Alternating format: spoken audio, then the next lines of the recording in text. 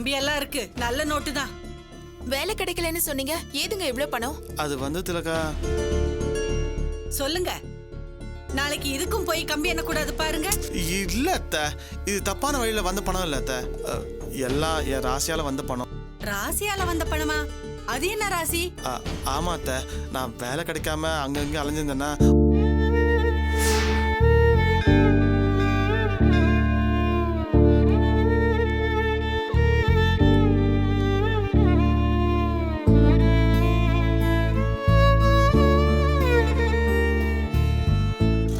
என்ன உதவாக்குறன்னு எல்லாரும் சொல்றாங்க.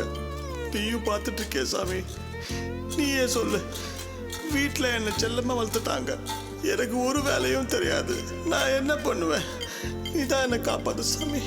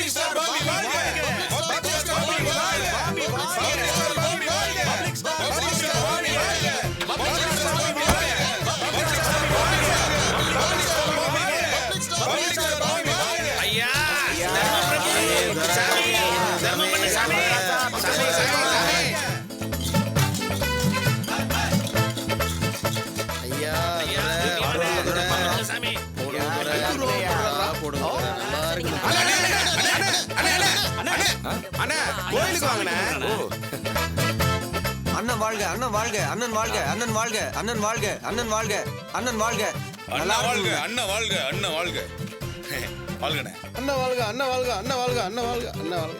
தெய்வமே!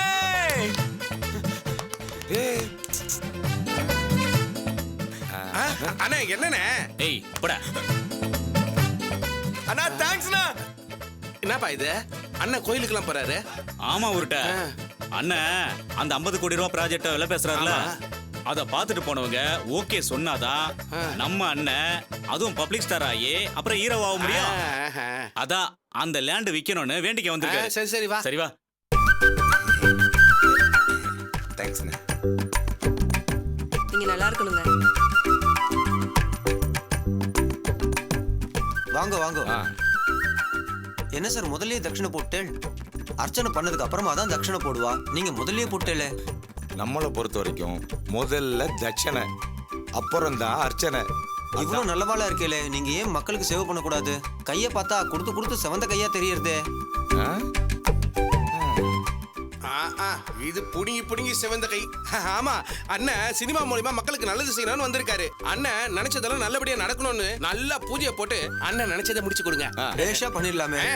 அத்தியபூர்வோக்த ஏவம் குண விசேஷ சகல வேட்டாயாமஸ்யாம சுபதிதோ அஸ்தி. கடவுளே, இடம் நல்லபடியா விற்கணும், அந்த 50 கோடி எனக்கே கிடைக்கணும். என் கவலையை நீதான் போக்கணும் சாமி. அண்ணே உங்க ராசி பலமா இருக்குதுல்ல. அவனை கூப்பிடு. கூப்பிடுறேன். ஹலோ, அண்ணன் கூப்பிடுறாரு, வாங்க. இந்த ஆள் பார்க்கவே மார்க்கமா இருக்கான், நம்ம எதுக்கு கூப்பிடுறான்? நான் ஒரு தப்பு பண்ணலைங்க, மனிதன் அடிச்சேன். அதுக்கு தான் கூப்பிடுறாரு, வாங்க. வாயா கவனிப்பார், வாயா. வாயா வாயா.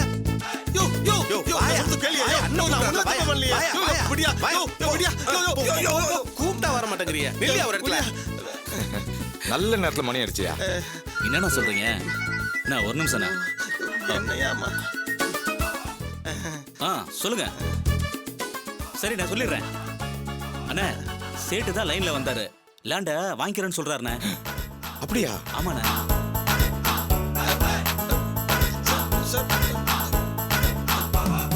நிலம் விற்கணும், என் கைக்கு காசு வரணும்னு வேண்டினப்ப கரெக்டா மணி அடிச்சேன். சந்தோஷமா இருந்துச்சு. இப்ப நீ என் கிட்டக்க வந்த, வேலையே முடிஞ்சிருச்சு. நீ ராசியான ஆளியா? ராசியான ஆளு.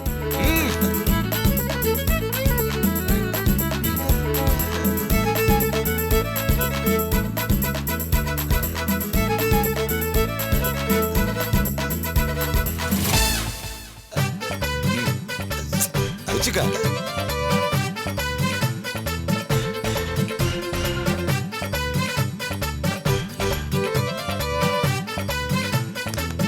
வாங்கடா.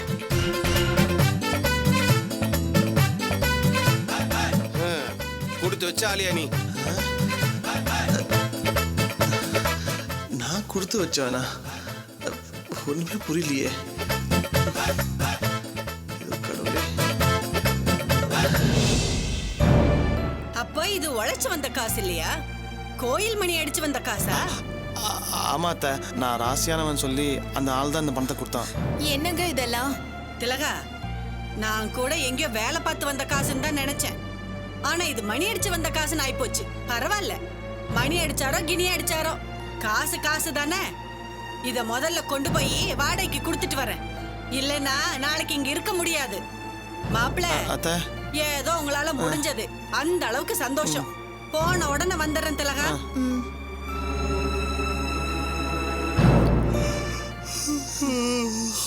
என்னங்க என்ன திலகா? இப்படி வாழறது நல்லதுக்கு இல்லைங்க.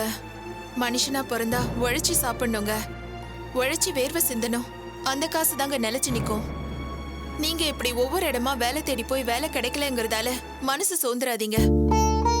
உங்களுக்குன்னு ஒரு வேலை இந்த உலகத்துல எல்லாமே இருக்க போகுது. நம்பிக்கையா இருங்க. எல்லாம் போச்சுன்னு இப்படி கோயிலுக்கு போய் மணி அடிச்சுட்டு அதுல வர காசை நம்பாதீங்க. உழைக்கணுங்க. காயத்ரி அக்கா கிட்ட நான் என்ன சொல்லி உங்களை கூட்டிட்டு வந்தேன்? ஹாஸ்பிட்டல்ல அத்தையும் மாமாவும் கூப்பிட்டப்போ நீங்க என்ன சொன்னீங்க? என் குடும்பத்தை நல்லபடியா வாழ வச்சு நானும் பெரிய மனுஷன் ஆவேன்னு நீங்க சொன்னீங்கல்ல. எவ்வளவு நம்பிக்கையா சொன்னீங்க. அந்த நம்பிக்கைக்காக தாங்க நானும் இருக்கேன். சாதாரணமா கோயில்ல மணி அடிச்சதுக்கு இவ்ளோ பணத்தை ஒருத்தன் தந்திருக்கான்னா அது நேர்மையா சம்பாதிச்ச பணமா இருக்காதுங்க.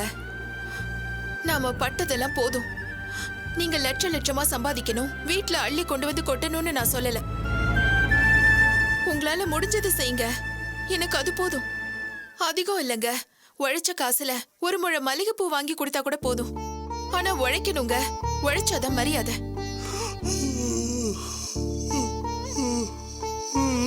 உள்ள திலகா, ரொம்ப டயர்டா இருக்கு. கோயில்ல கால் வலிக்க நடந்தேன். இப்போ நீ வேற விடாம பேசுறியா? இன்னும் டயர்டா இருக்கு. நான் சேர்ல உட்காந்து தூங்குறேன். அத்தை வந்து சமைச்சதும் என்னை எழுப்பி விட்டுரு. சரியா?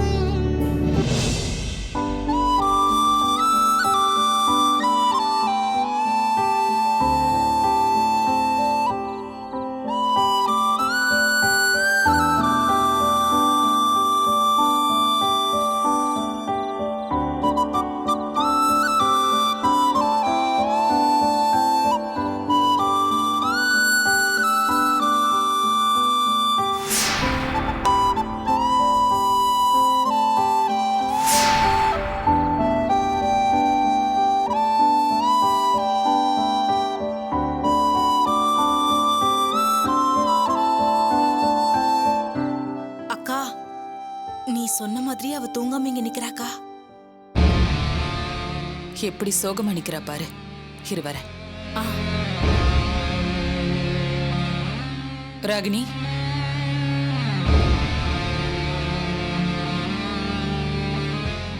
என்ன ராகினி ஒரு மாதிரி இருக்க? மணி ஆயிடுச்சு, நீ இன்னும் தூங்கலையா? நானும் வினவும் பேசிட்டு இருந்தோம்.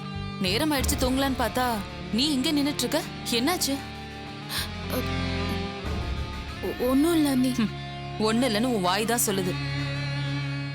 என்ன ராகினி, என்னாச்சு? வசந்துக்கும் உனக்கும் சண்டையா? வந்ததுல இருந்து உன் முகத்தை நான் பார்த்துட்டு தான் இருக்கேன். நீ எதையோ பறி கொடுத்த மாதிரியே இருக்க.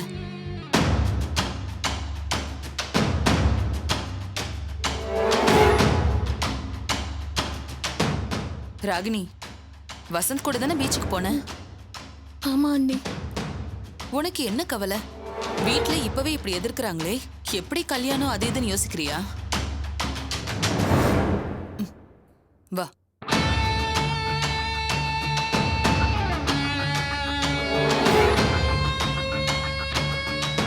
ராகினி, நான் உன் அண்ணி தானே? என்ன அண்ணி இப்படி கேக்குறீங்க?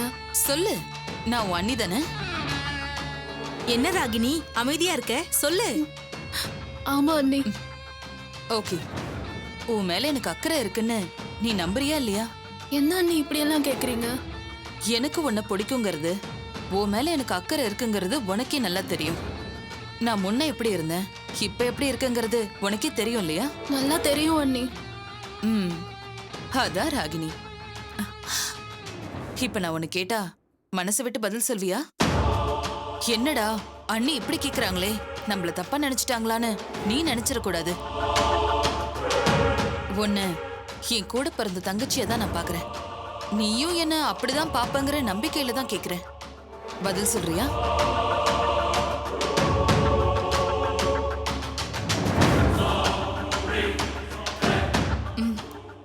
அக்கா, ராகினி நம்ம ராகினிக்கா.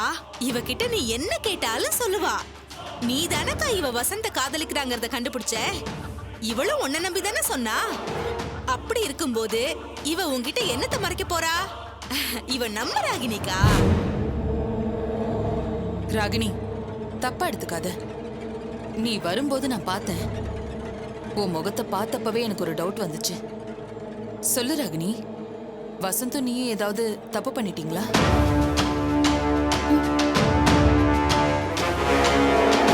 எல்லை மீறி போயிட்டீங்களா? எனக்கு தெரியும் ராகினி. சொல்லு, உன் மனசு திறந்து சொல்லு. என்ன நடந்துச்சுன்னு சொல்லு. நான் இப்போ உன் அண்ணியா இல்ல, ஃப்ரெண்டா கேக்குறேன். சொல்லு. அப்படியெல்லாம் எதுவும் இல்ல அண்ணி. உன் தயக்கமே எனக்கு 1000 பதில் சொல்லுது. இருந்தும் உன்னை எதுக்கு கேக்குறேன்னா, உன் வாயில இருந்தே உண்மை வரணும்னு தான். அதுவும் இங்க ஏதாவது பிரச்சனை ஆயிடுச்சுன்னா உனக்கு துணையா நான் தானே நிக்கணும். அதுக்காக தான் கேக்குறேன். சொல்லு, எல்லை மீறிட்டீங்களா?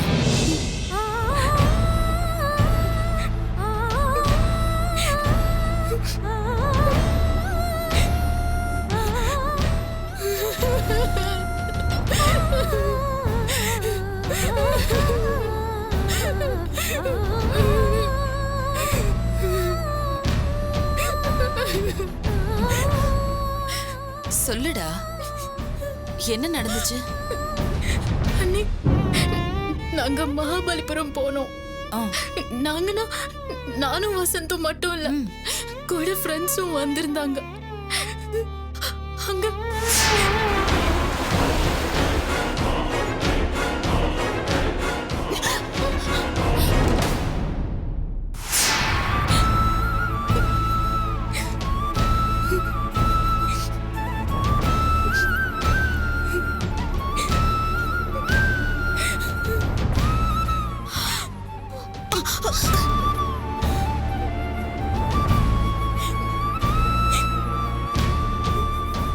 இங்க பாரு ராகினி, சரி விடு, அத இதோட மறந்துரு. கண்ணை தொடச்சுக்கோ. இத பாரு, என்ன நடந்துச்சுன்னு கேட்டேனே தவிர இது தப்பு இது பாவம்னு நான் சொல்லவே மாட்டேன். இது ஒரு விஷயமா? என்ன அண்ணி சொல்றீங்க? இதெல்லாம் இப்ப சாதாரண விஷயமா? இதுக்கு அழுது என்ன ஆக போகுது? விடு. லவ் பண்றீங்க, ஃபியூச்சர்ல ஹஸ்பண்ட் அண்ட் ஒய்ஃப் ஆக போறீங்க. அந்த உரிமையில அது நடந்து போச்சு. அதுக்கு என்ன பண்ண முடியும்? வசந்தும் இதேதான் அண்ணி சொன்னா. நான் தான் விடுன்னு சொல்றேன்ல. இதுக்கு அழுது ஒண்ணும் ஆக போறது இல்ல. இல்ல அண்ணி, எனக்கு ரொம்ப பயமா இருக்கு. ஹேய், என்ன இதுக்கு போய் பயந்துகிட்டு? இந்த காலத்துல டேட்டிங் எல்லாம் சாதாரண விஷயம். அதுக்கு மேல அண்ணி நான் இருக்கேன் உங்களை சேர்த்து வைக்கிறதுக்கு. ஆனா ஒரு கண்டிஷன். இந்த விஷயத்த நீ யார்கிட்டயும் சொல்லக்கூடாது. இது யாருக்கும் தெரியவும் கூடாது. நீ எப்பவும் போல கேஷுவலா இரு. யார் என்ன கேட்டாலும் எதுவும் நடக்கலங்கிற மாதிரி பேசணும், சரியா? ஏன் சொல்றேன்னா, இந்த விஷயம் வெளியில தெரிஞ்சிருச்சுன்னா பெரிய சிக்கல் ஆயிடும். அதனாலதான் சொல்றேன். ஓகே அண்ணி, எனக்கு இந்த விஷயத்துல உங்களை விட்டா வேற யாருமே இல்ல அண்ணி. நான் இருக்கேன் ராகினி. நீ நிம்மதியா போய் தூங்கு போ. இதெல்லாம் மறந்துரு. நீ தூங்காம தவிப்பன்னு தெரிஞ்சுதான் நானும் வினவும் இங்க வந்தோம். நீ கவலையே படாத என்ன? ராகினி, அக்கா இருக்கும்போது உனக்கு என்ன கவலை? நீ எதை பத்தியும் யோசிக்காத, நிம்மதியா இரு. உன்னை சேர்த்து வைக்க வேண்டியது அக்காவோட பொறுப்பு. அதுக்கு என்னால முடிஞ்சதை நான் கண்டிப்பா செய்யறேன். சரியா? ம். நீ நிம்மதியா போய் தூங்கு. ம். போமா.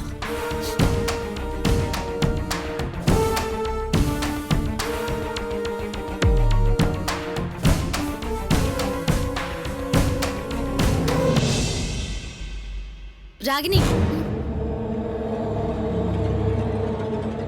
இந்தா பால். ராகினி, உங்ககிட்ட ஒன்று கேட்கலாமா? சொல்லுங்க. எந்த பீச்சுக்கு போன? ஏன்? சும்மா சொல்லு, எந்த பீச்சுக்கு போன? மெரினா பீச்சுக்கு தான். பொய் சொல்லாத ராகினி. பொய்யா? நீ மகாபலிபுரம் பீச்சுக்கு தானே போன, எனக்கு தெரியும். என்ன சொல்றீங்க நீங்க? எதையுமே என்கிட்ட இருந்து மறைக்க முடியாது. சொல்லு, யார் கூட போன?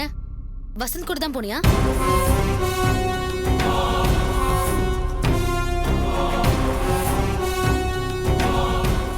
சொல்லு, யார் கூட போன? அவன் கூட தான் போனியா? தேவையில்லாம பேசாதீங்க, கிளம்புங்க. தேவையில்லாமையா? தேவையோடு தான் நீ போய் சொன்னியா? அண்ணி,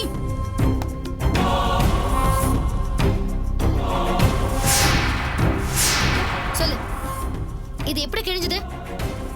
அந்த ரிசார்ட்ல உன்னை பார்த்தேன். உன்னை கூப்பிடுதான் உன் பின்னாடி வந்தேன். ஆனா நீ மறைஞ்சிட்ட. சொல்லு, யார் உன் கூட இருந்தா? இதுக்கு மேல ஒரு வார்த்தை பேசுனீங்க மரியாதை கெட்டுரும். எதுக்கு கத்துற? தேவையில்லாம பேசினா கத்தாம என்ன செய்வாங்க? நீ கத்தி என்கிட்ட மறைக்க முடியாது ராகினி. சொல்லு, உன் கூட யார் வந்திருந்தா? இப்ப என்ன எதிர்பார்க்கறீங்க என்கிட்ட இருந்து? உண்மைய கடுப்பு கலப்பாம போயிடுங்க.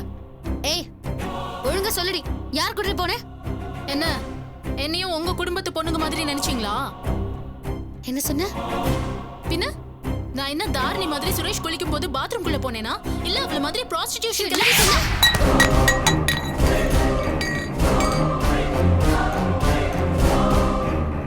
சத்யா, என்ன சத்யா, என்னாச்சு உனக்கு? அத்தை இல்ல அத்தை, இவன். அம்மா பாருங்கம்மா, எங்க போன யார் கூட போனேன்னு கேவலமா பேசுறாங்க.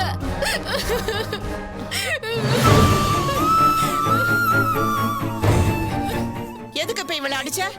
ஜானகி, இல்லங்க, அங்க அவளுக்கு சப்போர்ட்டா பேசிட்டு இங்க வந்து ஏன் தனியா விசாரிக்கணும்? ஏன் மாத்தி மாத்தி பேசணும்? அம்மா அசிங்கமா இருக்குமா, தாங்க முடியல.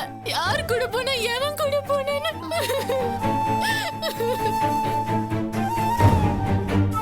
சத்யா, எதுக்கு ஒரு லிமிட் இருக்கு. முதல்ல நீங்க எடுத்து போ. ஜானகி, இல்லைங்க, இதெல்லாம் தப்பு. நம்ம வீட்டு பொண்ண நாமளே சந்தேகப்படலாமா? ராகினி எப்படி துடிச்சு போயிருக்கா பாருங்க. என்ன சத்யா, யோசிக்க மாட்டியா நீ? ராகினி, நீ எதுவும் கேட்க வேண்டாம். நல்லது கெட்டதெல்லாம் அவளுக்கு தெரியும். முதல்ல நீங்க எடுத்து போ.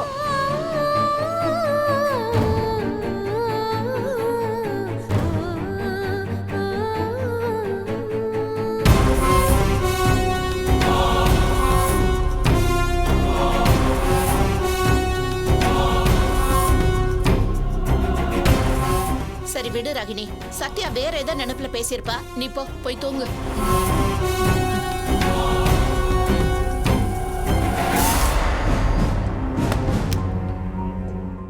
ஜானகி, ஜானகி, ஜானகி, ஏன் சத்யாவை இப்படி கோவமா பேசிட்ட? பின்ன என்னங்க, அங்க பிரகாஷ்க்கு முன்னாடி ராகினிக்கு சப்போர்ட்டா பேசிட்டு இங்க வந்து ரகசியமா பேசுற என்னங்க நீ அர்த்தம்? தப்பா புரிஞ்சுகிட்டு இருக்க ஜானகி. அங்க எல்லாரும் முன்னாடியும் பேசி பிரச்சனை ஆக வேண்டாம்னு சத்யா நினைச்சிருக்கலாம். இப்போ தனியா கூப்பிட்டு பேசியிருக்கா. இதுல என்ன தப்பு? உனக்கே நல்லா தெரியும், நம்ம குடும்ப கௌரவத்து மேல நம்ம எல்லாருக்கும் இருக்கிற அக்கறையை விட சத்யாவுக்கு தான் அக்கறை ஜாஸ்தி. அப்படி இருக்கும்போது நீ அவளை அப்படி பேசலாமா? எல்லாத்துக்கும் மேல ராகினியை தன் சொந்த தங்கச்சியா நினைச்சுதான் சத்யா அப்படி பேசிருக்கா. ராகினி தான் புரியாம பேசுறா. அப்படியெல்லாம் இல்லங்க. இல்ல ஜானகி, ராகினியை கண்டிக்கிறதுக்கு சத்யாவுக்கு எல்லா உரிமையும் இருக்கு.